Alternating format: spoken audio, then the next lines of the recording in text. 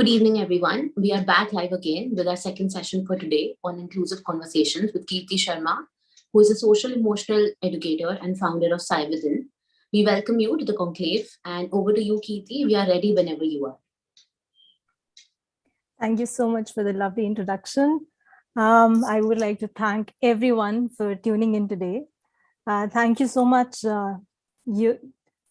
Youth for Mental Health, for conducting such a beautiful workplace wellness conclave, something which is much needed in today's time. And before I start with my session, I would like to thank all the previous speakers, and we have understood expressive arts, anxiety, and psychological safety at workplace very beautifully.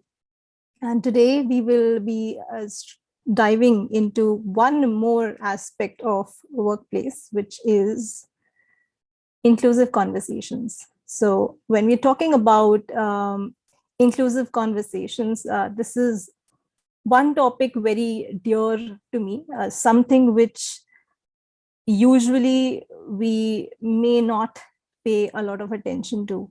So we will be diving into this topic. And while we do so, I would request everyone to give it a thought and sit back and really understand the depth of it.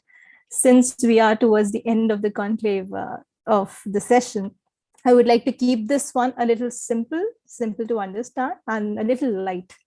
So in today's session, we will be broadly covering these three aspects, where we will understand what exactly do we mean by inclusive conversations, why do we even need it at the first place, and most importantly, how do we do this? So allow me to begin today's session with gratitude once again to everyone for sharing your time with us. Now, when we are talking about inclusive conversations, I would love to start my session with one brain exercise, or let's call it imagination exercise. So I would request all of you, wherever you are, whenever you're listening to this session, just imagine that you get a call and you're having some guests come over. So you got a call from your family member, and you don't know how many people are coming and who all are coming. You have no idea at all. The only information that you have is there are people coming over, so prep up the house. And just imagine yourself running around, cleaning, hiding things, arranging things, just not knowing what to do and how to even arrange in the first place. Now, imagine you being the guest. Imagine that you are going to someone's place where all of them are super stressed out. They're unprepared, they're stressing out, they're missing on even greeting you and welcoming you into the house as you enter. How would you feel? I'm sure all of you can feel what even I can feel at this point of time. Now I would like you to imagine that you're having some guests over and you know them for years.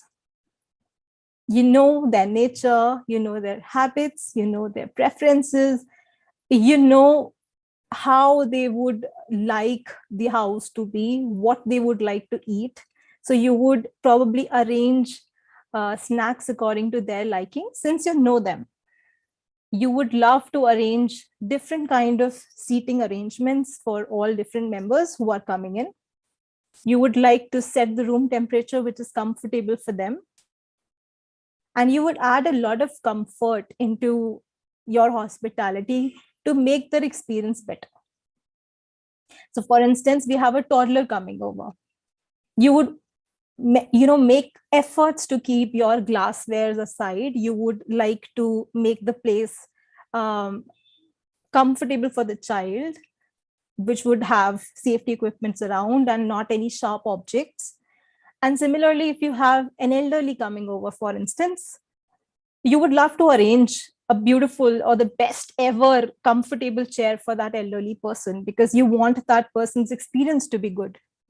This is something which we have all experienced, probably not during recent times in COVID, but earlier, I'm sure we have all made such arrangements for someone, and we've all been into similar situations. Now, I would like you to step into the shoes of being the guest. Now, imagine you are going to someone's place where you feel comfortable, you feel welcomed, you feel heard, you feel seen, you feel understood, and overall, you feel as if you're home. Wouldn't that experience be memorable? Now, why am I discussing these instances? I would like you to now take the learning from it. What are the learnings? When we extend this context from guests coming over to our place to employees working in your firm, let us extend this context from food and seating to workplace conversations. The point is, whenever we are unfamiliar with something or someone, we know, it's like as if something is not as per our expectations. Oh, this is not what I expected. This is something which is very different. In that mindset, in that phase, what happens is our unconscious bias kicks in. Our stress level goes up.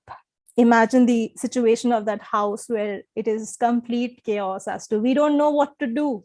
We're just running around. We don't know what to do, how to do, and we don't even have any help.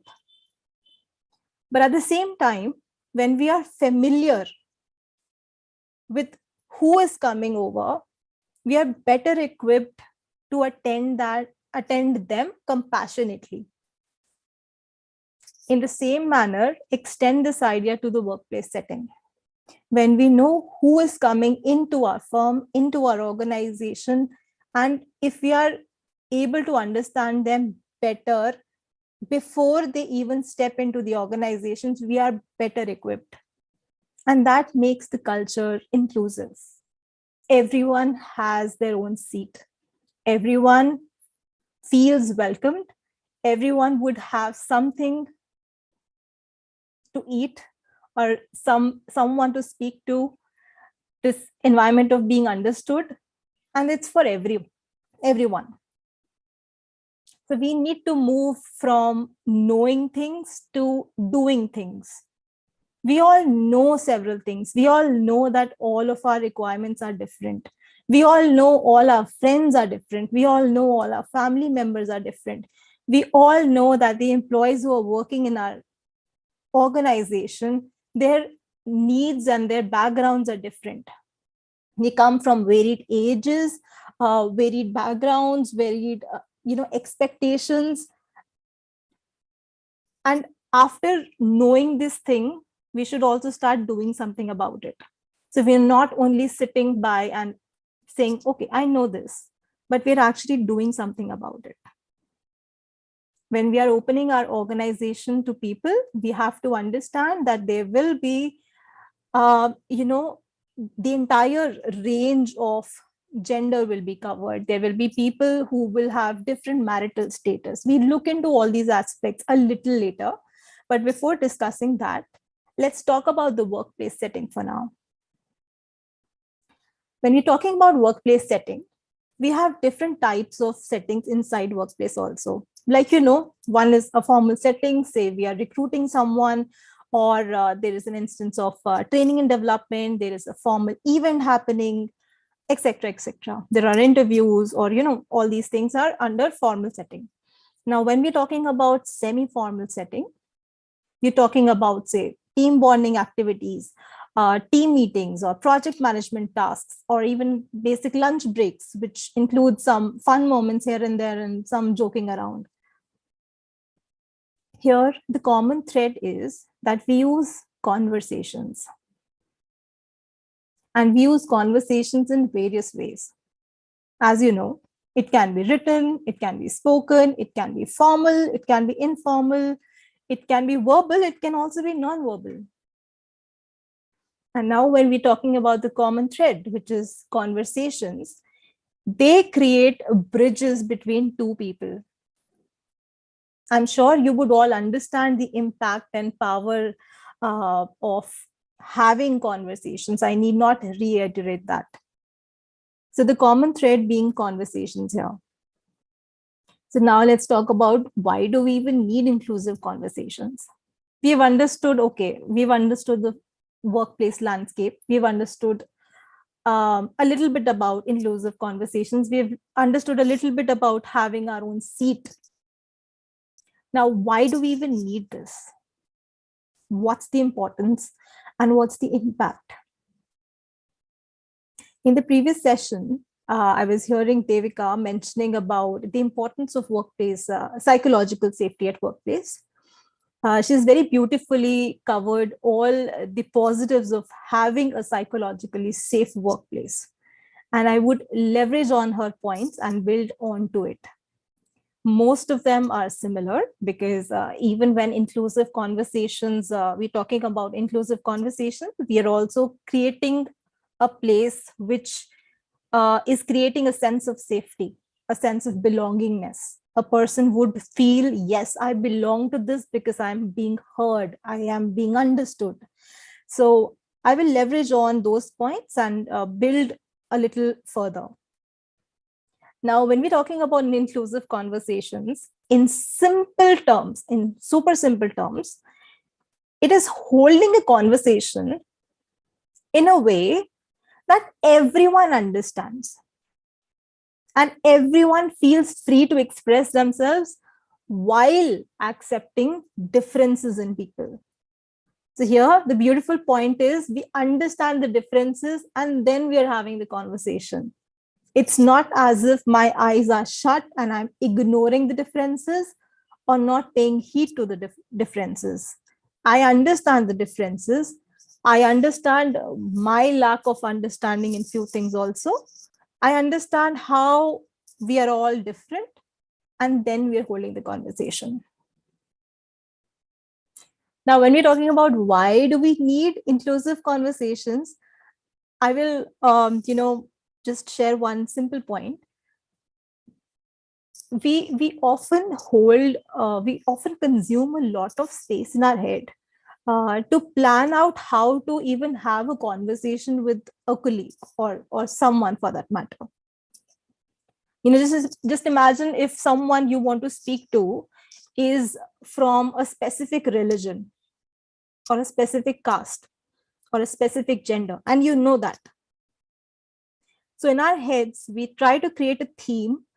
Okay, this is what I should say. And these are things where I should not slip on at all. This is something which I should not say at any cost. This is something probably would make this person happy. In our head, we have that template. And then this creates a pressure. What if the other person gets hurt by this? What if the other person gets offended? Intentionally or unintentionally. It may not happen that I'm intentionally hurting the other person. What if intentionally I say something which will hurt the other person? So let me just ease this part out, and I will find a person on board who I can joke with freely without any rule book. Bam. That exactly is the problem. At times in work settings, we've often seen building up of teams according to one's own preferences. Not always, but there is this, unspoken choice which everyone has. For example, if a man would not really be comfortable in how should I even speak to a woman, for example, what if this lady starts taking this word in the wrong sense? What if I joke around, or what if unintentionally I hurt her, or what if something goes wrong? What if this she does not understand what I'm about to say and she takes it in the wrong manner, and all of that happens. That creates a pressure. So that person thinks, okay, it's better I have a male member on my board. I don't need a rule book always in my head. I don't need that pressure. So let me just get off feeling that pressure and let me go the simple way. This creates a problem for the organization. Why? Because the opportunity of getting on board the best person for this task is being missed out only because of the fear of unknown. At times we genuinely don't know something, but being aware that we don't know this thing can also help us. So what we don't know, we usually assume. But when we know that thing, we are better equipped. And we don't need any statistics, or I don't need to include my, decorate my presentation with a lot of studies and research and statistics to make this point. I think this is a very common sense that we all have. So now that we have understood why are we even talking about inclusive conversation, why do we all need to be heard, why do we all need to be mindful of who all we are speaking to, now I would like to discuss a little deeper about what really is the solution for this. How can we even do it in different levels in the organization, in different areas, and how can we inculcate this in our daily life? So in organizations, while we learn how to perfect our dressing sense, find the right fabric and the right fit and the perfect dress for the best, the best occasion, while we practice having our presentation skills on point, while we practice having our time management skills on point, let us also perfect our conversations. And by that, I don't mean we have to be equipped with the best of the best language, or be very nice at English, or be very nice at Hindi, or any other language for that matter. But we need to understand the intricacies of conversations. Now, here is a disclaimer. When we're talking about solutions, this will take time. We can falter at times. We can probably make mistakes. But then, like I mentioned, when we know where we are, we can always reflect, we can always correct and keep trying. And while we correct, we can correct with ourselves, sitting silently and just replaying the conversation. Okay, this is something which I could have done a little better. This is something probably I should not have said. This is something I can improve upon later. Or we can also correct in front of others. I remember in one of the colleges when I was studying, there was this professor we were initially very scared of because of the qualifications he had. But when he was giving us lectures or making us understand a specific topic, it was very, very beautiful. I still remember how it felt to all of us that he would self-correct himself. Self-correct. By that, I mean, if he said something and he had a doubt while saying it, he would wait and he would say that, okay, this is what I have read, but I will go back and confirm. And also, if you have an alternate point, you can also come and share that with me. What that does is, it also makes the other person understand that it's okay to falter. It's okay to give yourself the space to correct. We will try and understand this a little deeper with examples. Before that, another disclaimer is, when we're talking about inclusive conversations, we have to scale it. These should be practiced at all times with all modes. It should not be restricted to only your manager, or only that one colleague we are working with, or only that only my team. It should not only be on stage, but also otherwise. Let's build that as a habit. Let this pour over out of your workspace. Let it be, let us see it as an overall skill. Let it pour into your personal life, with your friends, with your family members also.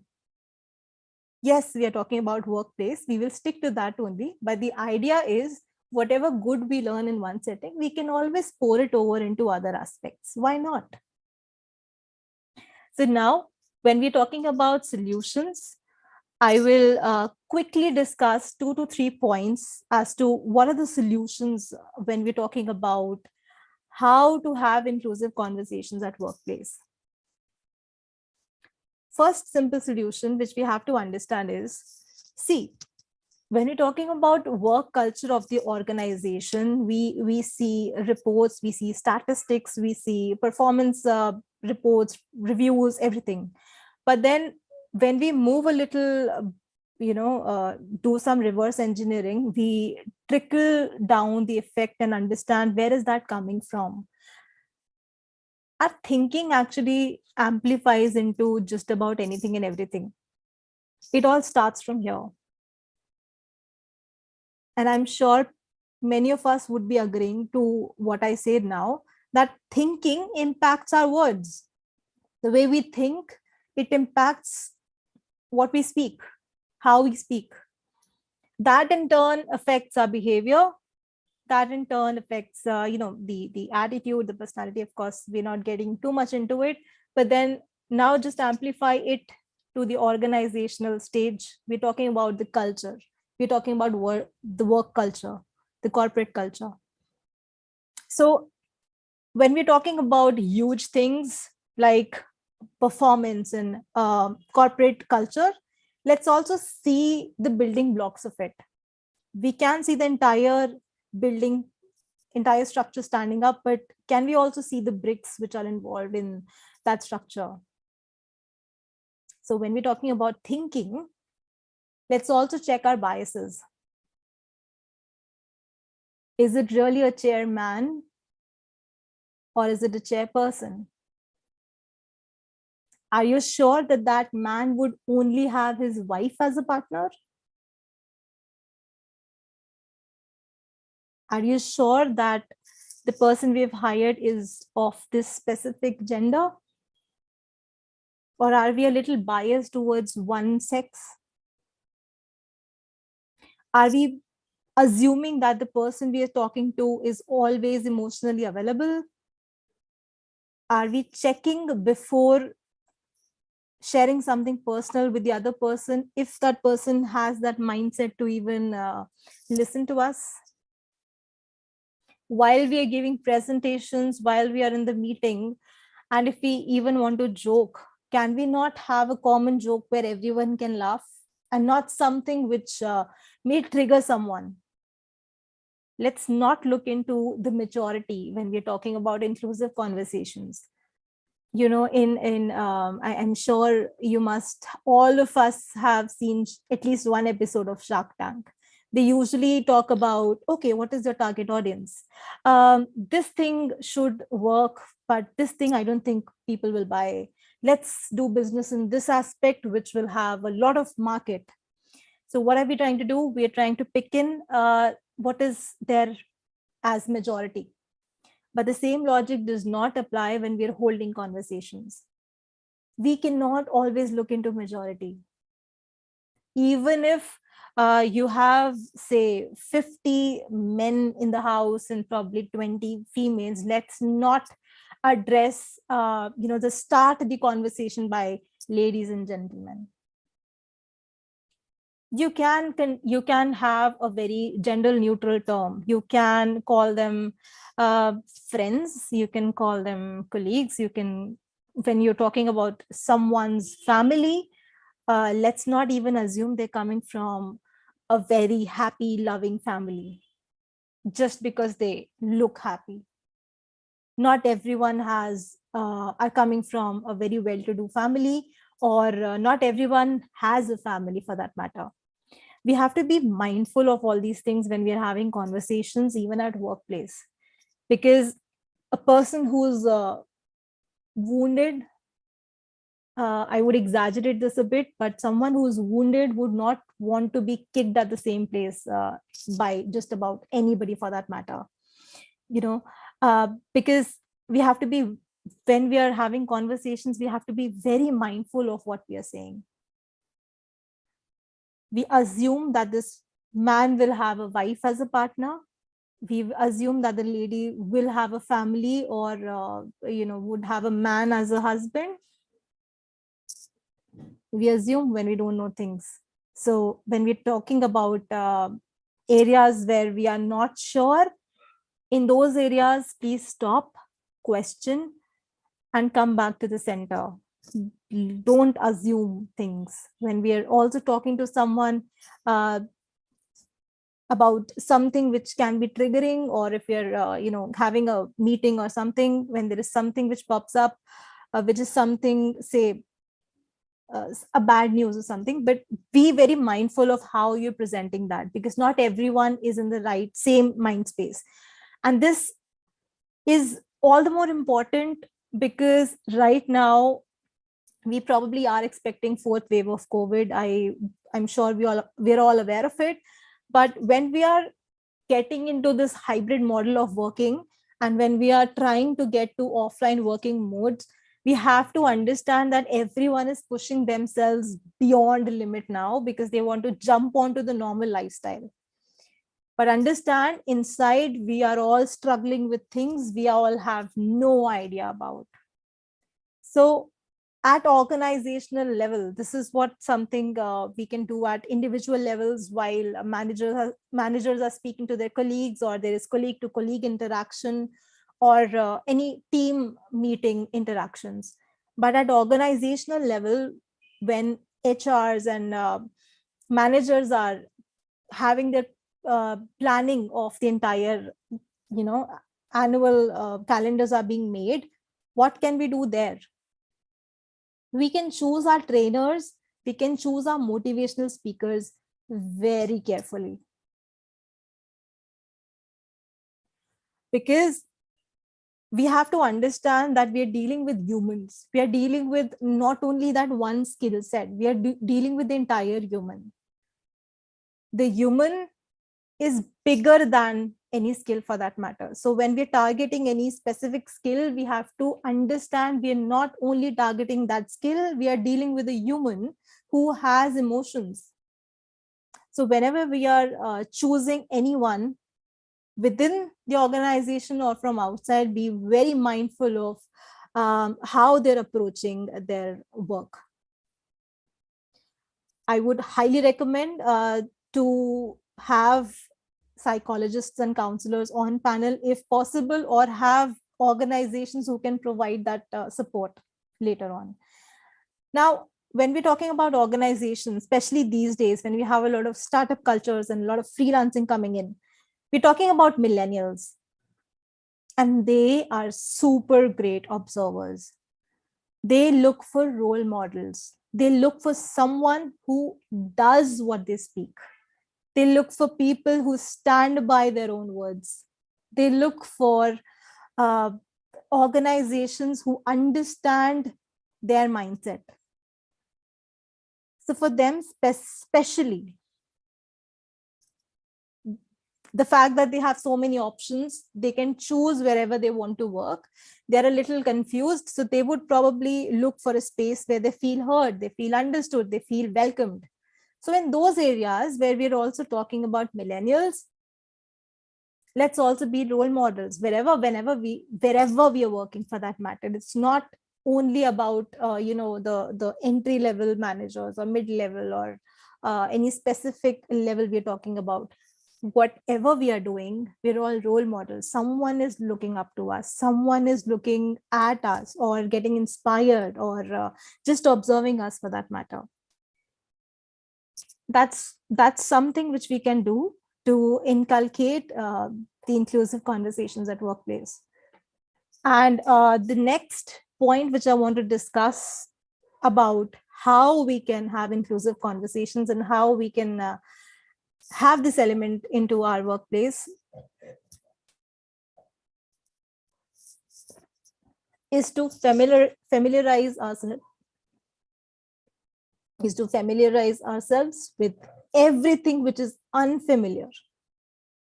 Usually we are afraid and fearful of things which we are not aware about. We don't even know how to behave in certain situation, or how to even have a conversation with someone we don't even know. So In that case, we can familiarize ourselves with situations which we are otherwise unfamiliar with. So we can widen our thinking, we can expand how much we think or how we see the world, or are we really sure about, this my boss always being a male candidate, or my boss always being strict, or my any specific place being filled by only this gender, or this person only doing these duties just because of their gender. We can always widen our thinking by questioning yourself. So when we turn the unexpected into expected, we become better equipped. So I remember that favorite dialogue, right? Expect the unexpected. So that's something which we can also do in our workplace settings and in our conversations. When we are whenever we are talking, we have to be we can be mindful of, okay, I've said this, are we sure that this is including everyone? So how can we do this? We can open ourselves to new experiences and new settings. When we're unfamiliar with a certain topic, for example, go deep dive into it. Have trainings. Let people come on board and train us, regarding some specific area that we're looking at. Let's not assume. Let's start questioning. And while we are having these conversations after our basic understanding, we will realize even our non-verbal communication becomes better. If, for instance, a lady comes up and she says, I'm 50 years old, and I know it is inappropriate to ask, but if there's a situation and that lady is asked, okay, oh, where is your family? And do you have kids? So she says, no, I live on my own. I don't have kids. The moment we hear this, because we were not expecting this, a non-verbal communication, like our reaction would be like, huh, what? And this kind of creates an impact in the other person, that are my words not respected? Do I not have the decision to do I not have the right to make this decision? Why are people assuming for me to be in a certain manner? I'm not talking about how we are reacting. I'm also talking about how that person feels when such reactions come into place. When we're not sure about someone's gender, we can simply take their name. Even, if we don't want to ask, what do you prefer being called? Take their name, call them a friend. When we're talking about someone's family background or some partner, we can call them partner and not husband or wife.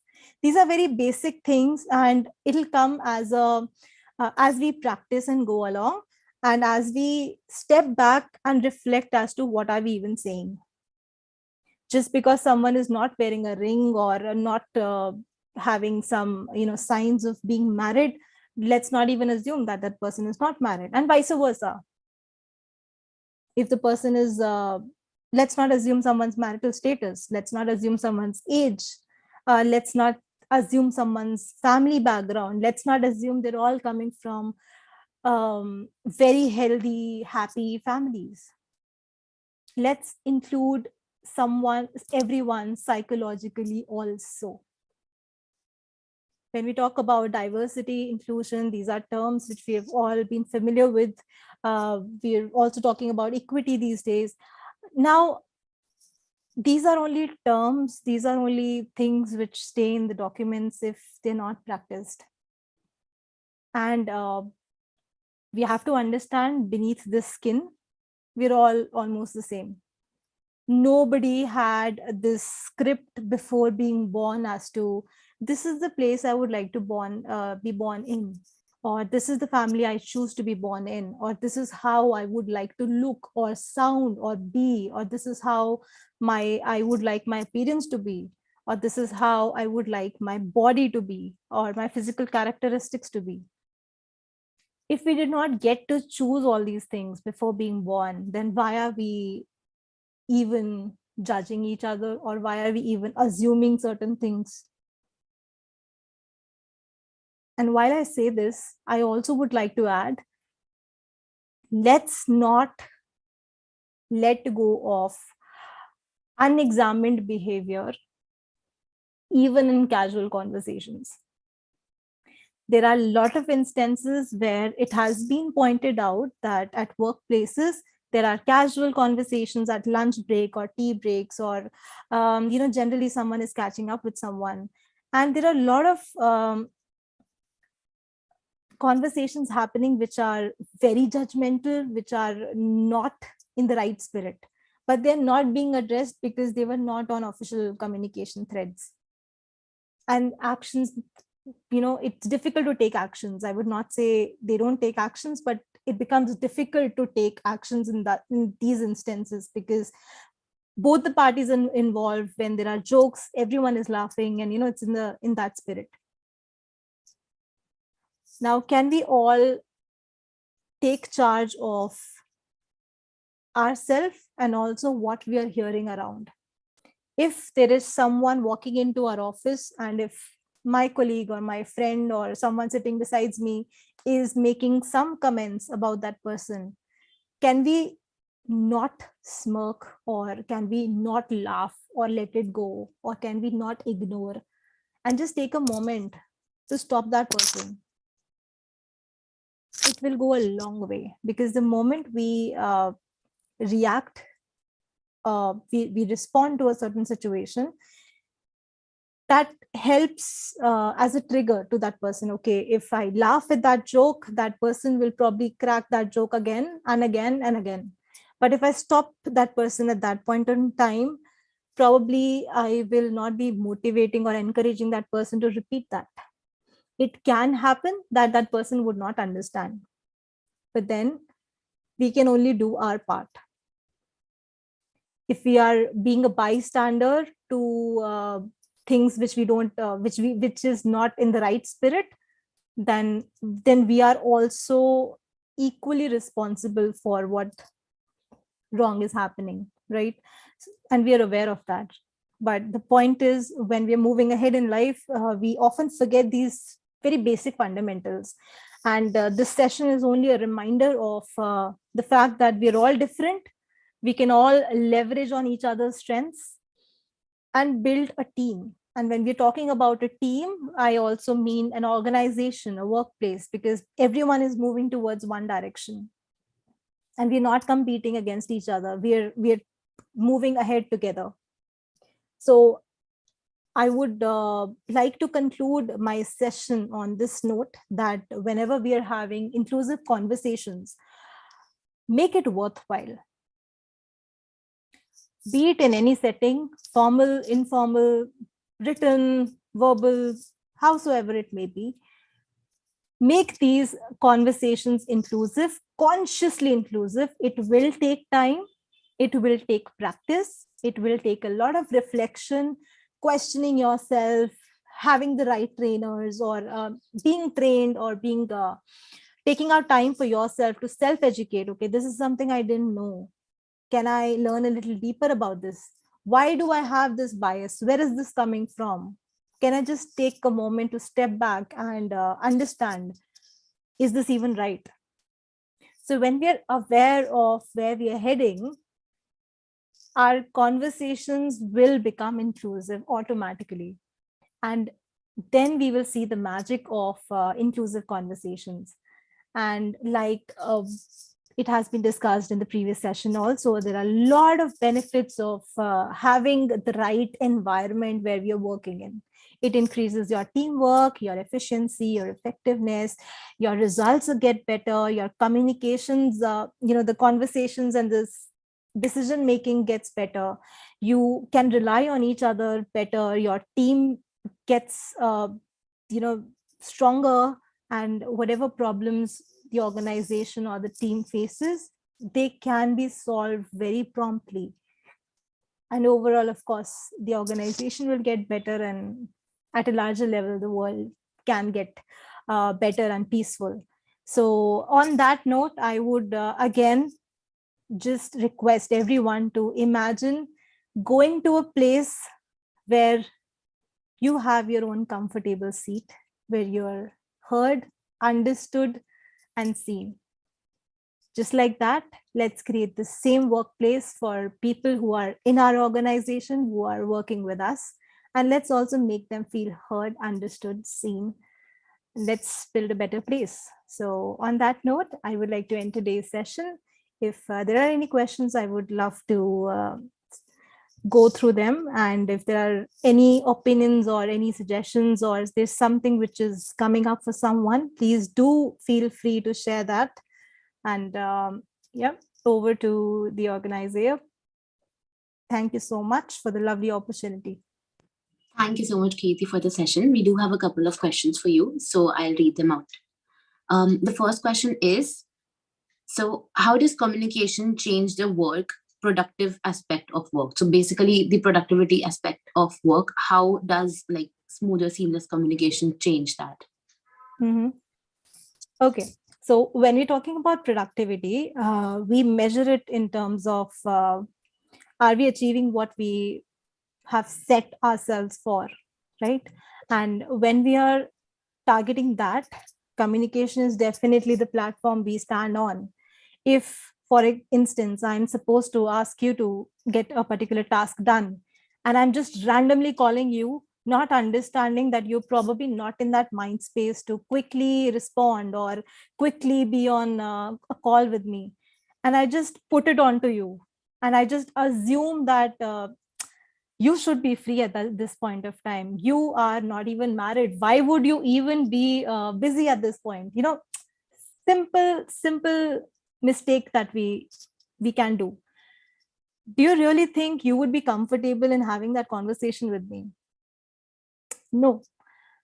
And would that not impact the productivity? This is a very simple example, a very micro skill which we are talking about. And if I amplify this to a level when we're talking about the team, imagine everyone coming from different mindsets, a different attitude, a different experience. And when we are sitting in the board meeting and we have a task in front of us that we need to achieve these many sale calls, we need to make these sale calls today, and we assume that all the bachelors who are not married would stay back at the office and people who are married can go home.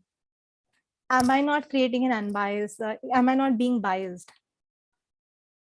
Do I even know that that person who is unmarried has, an elderly mother at home who needs to take care of?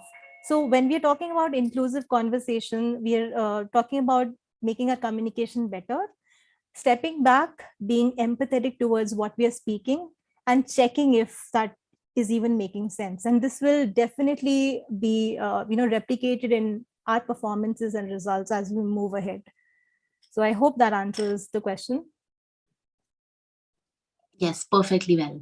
So the second question is, as a newly promoted leader, how do I deal with the anxiety of hurting people? Like as mentioned, there are often fear of not understanding as to what if I hurt the other person by saying this thing or by saying that thing. In these times, it's important for us to again step back and understand whatever conversations we are having. Is that person in the right mindset? Is that person, whatever task achievement I want to make, is that even possible? Am I even being understood by the other person? Can you again repeat the question, because I want to be sure if I'm answering it bang on? Yes, I'll reiterate. So it is, as a newly promoted leader, how do I deal with the anxiety of hurting people? Mm-hmm. So when we are in a new space, like the person has mentioned, he's newly promoted, we have an additional responsibility onto us. We are aware of the fact that we will be heading new responsibilities, and I may not know who who all are addressing me, who all are in my team. And when there is this unknown part which is playing, that can create anxiety, because anxiety can happen when I don't know what is in front of me. It is an unknown fear. So in those cases, we can convert that unknown into known. We can have an informal meeting with our team members. As a leader, as a manager, we can informally get to know each other, get to understand where we are coming from, what are our backgrounds, how do we think, and don't ask questions, let them share on their own, because at times not everyone want to share what their family is doing, where they're coming from. So we have to also be mindful of giving the other person space as to how much they want to share, not stepping in too much into their space, at the same time allowing them to express themselves. So when the unknown part becomes known, we will be in a better space to have that conversation and the anxiety will go down. So it's just like entering a room. We know the room is dark, but we have a torch in our hand. So at least we can make our way through. That's the idea. Yes. So we have 2 to 3 more questions, and the next 2 questions, they run along the same line. So I'll mention both of them, and you can answer them accordingly. So, how can employees at an individual level become better with inclusive conversations? And similarly, we have another question which says, as a manager, how can I identify if how I talk is inclusive or not? Very interesting question. I think at individual level, I have mostly covered the inclusive conversation from individuals' point of view, because if individuals take charge, the entire team can get better. So when we're only talking about pushing the entire team or pushing the entire organization, it can be a little overwhelming. But if we talk about the bricks of the building, we can sort of divide our load. So when we're talking about individual level engagements as to how can we do inclusive conversations, like I've mentioned, we can always step back before having that conversation and check our own biases. Am I being biased while I'm speaking something? Am I assuming certain things? Am I ignoring certain aspects? Am I taking few things for granted? These are questions which only that person can ask themselves, because we really don't know what conversation everyone is having, right? So we can't sort of step into someone else's place and rectify their conversation. This is something which is an individual exercise. So we can sit back, reflect, rectify, and move forward. It will not be suddenly, it will not be a sudden change. It will take time. But eventually, when we develop this habit, it will help us be inclusive in our communication styles. Yeah. Yes. So we have 2 more questions. So this is, won't this put a pressure on people to think so much before talking that they might feel fake at some point? It's actually the vice versa. It creates a problem when we are consciously making efforts, when we are building a new habit, when we are very mindful of what we have to speak next. But the moment we're used to it, it'll get easier for us. In fact, it will be so easy that we would not even have to think twice. It becomes as a habit. Why is calling a lady and saying, what does your husband do? Why is it convenient for us? Because we have been thinking like this over years and years. It's in our habit. But can we step back and think, what if her partner is also a female? Are we not aware of this fact? We are aware. We are aware of all the LGBTIQ plus community. But why are we not saying this? Because it's not coming in our dialogue very consciously, very comfortably.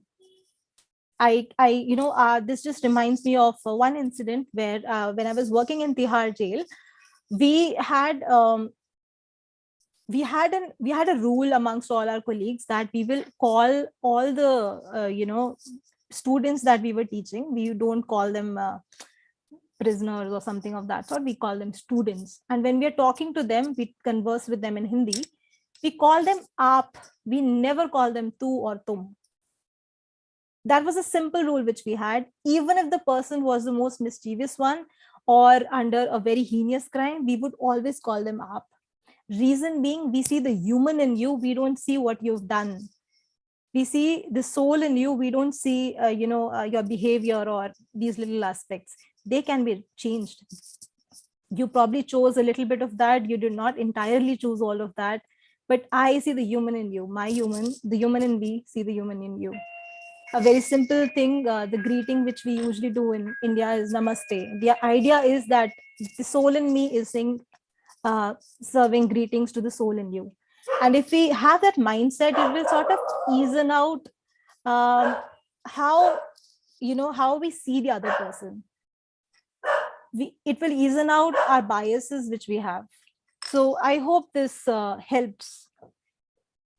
Yes, absolutely. And that is in fact a very beautiful notion that you just mentioned.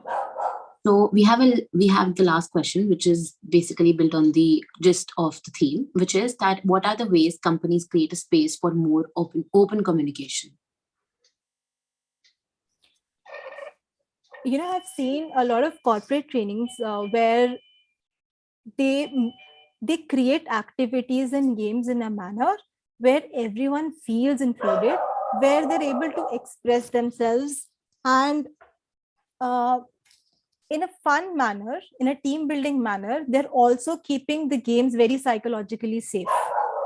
So while we are having our entertainments or engaging employee engagement activities, we're also careful about how we are navigating through those activities.